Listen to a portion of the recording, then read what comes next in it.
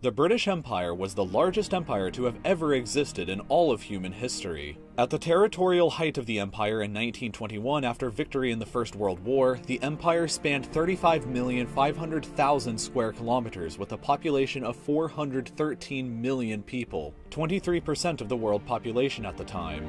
The empire was so large then that it would have taken up 94% of the entire surface area of the moon. So every time that you look up at night and see the half of the moon that's facing towards you, that is a nightly reminder that the British Empire used to be nearly twice as large as that. It was the empire on which the sun never set, because somewhere in the empire the sun was always shining. But indeed it had to set at some point. The last British colony in Africa gained independence in 1980, and the major city of Hong Kong, a British colony since 1898, was given back to China in 1997, symbolically marking the end of the empire.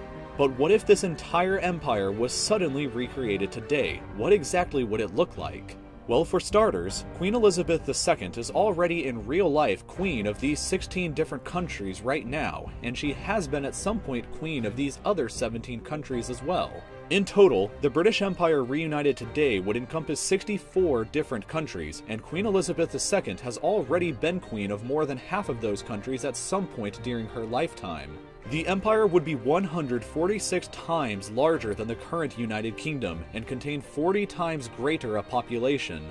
1/4 of the planet's land area would belong to the empire, and with an enormous population of 2.634 billion people, that would mean that around 37% of everybody on Earth would be a citizen of the empire. A far greater percentage of the world population than in 1921 with the same territory. With all of this land and people, the British Empire would have a GDP of 13.078 trillion US dollars, which would put it far behind the United States and place the empire with the second largest economy globally. However, the empire would have an incredibly poor population on average, with the average citizen earning just $4,966 per year, slightly more impoverished than modern-day Namibia.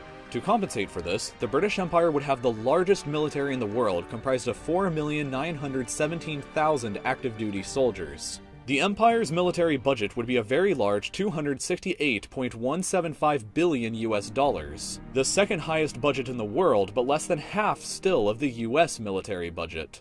Overall, the British Empire would likely be the second strongest country in the world today, behind only the United States, but how would it compare to other empires that we've covered in this series? Here is a chart to show you. The British Empire would have a higher population than both the Roman and Mongol empires, but have a smaller economy than both, a poorer population than both, and the Mongol military would be significantly larger.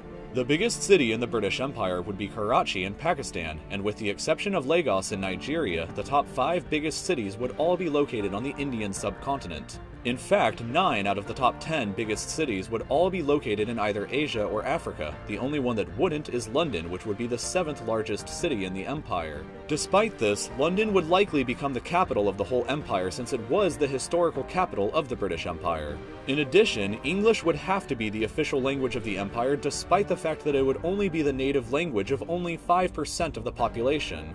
It would, however, be understood as a secondary language by 17% of the population, as English is an official language already in 49 out of the 64 countries that are making up the empire. Hindi would be the single largest language spoken by 20% of the population, while Bengali and Urdu would constitute significant languages as well. The empire would be incredibly ethnically and religiously diverse, with only 5% of the population being classified as white, while 69% would be Asian or Pacific Islander, with the population of India alone accounting for almost half of the entire empire. African and Afro-Caribbean ethnicities would account for 19% of the total, while Arabs and other Middle Eastern ethnic groups would contribute the remaining 7%.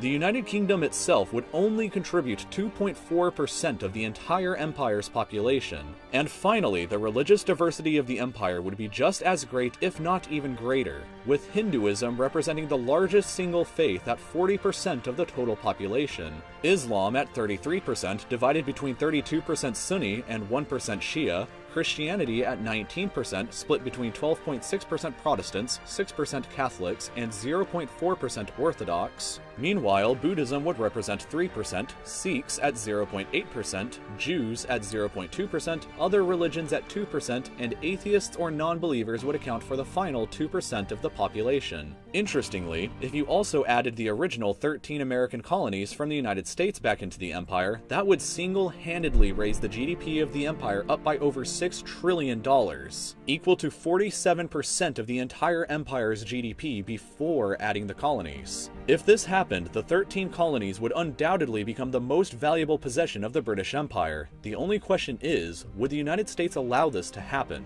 So thank you so much for watching this video. These types of videos about empires being reunited come out once per month and are voted on every month over at the Real Life Lore Patreon account, which you can go to by clicking here. If you enjoyed what you just watched, then I hope that you'll consider subscribing to my channel to stay updated with content just like this in the future by clicking over here. Please leave your thoughts and comments about what this empire would look like and how it would act in the real world, and don't forget to give it a like if you enjoyed it as well. Thank you very much for watching, and we'll see you around next time.